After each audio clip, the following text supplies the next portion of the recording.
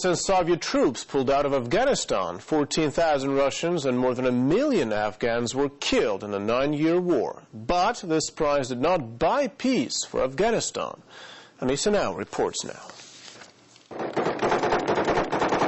1979. The country was in chaos. Afghanistan's pro-Soviet government was trying to contain a revolt by religious rebels known as the Mujaheddin. Help from the Soviet Union was requested, and the USSR wanted to protect its influence in the region. What began as trepid assistance became a full-blown war, one that would go on for 9 years. We needed to support them, even more so because surrounding regimes were working with the opposition forces, countries like Pakistan, Saudi Arabia, Iran, and others.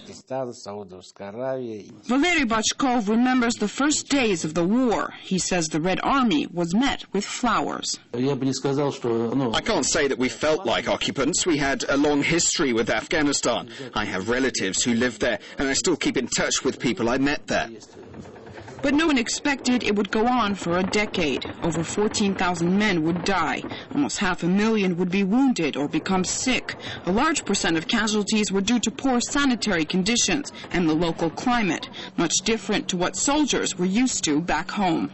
Weather conditions made a complex war that much more difficult to fight. And on the global front, politics were so intertwined. Some say the war in Afghanistan was the beginning of the end of the Soviet Union. The U.S., who felt it was losing its grip on the region, was brewing a policy to promote radical Islamist and anti-communist forces. By raising the political and military cost of the war in Afghanistan for the USSR, the U.S. hoped it would gain the upper hand in the Cold War.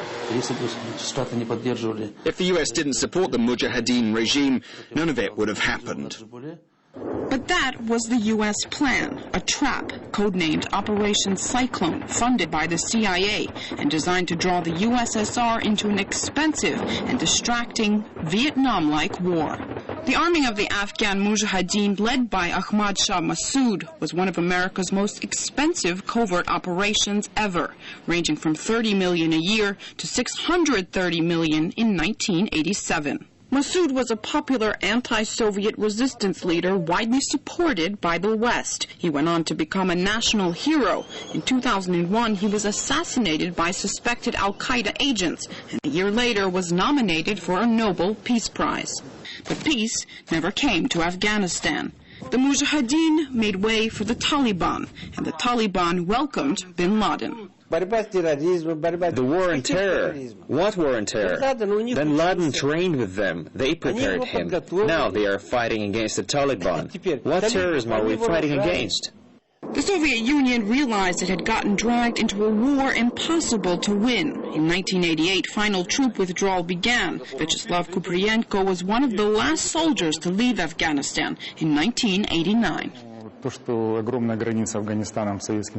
We shared a huge border with Afghanistan, so it was logical at the time to get involved.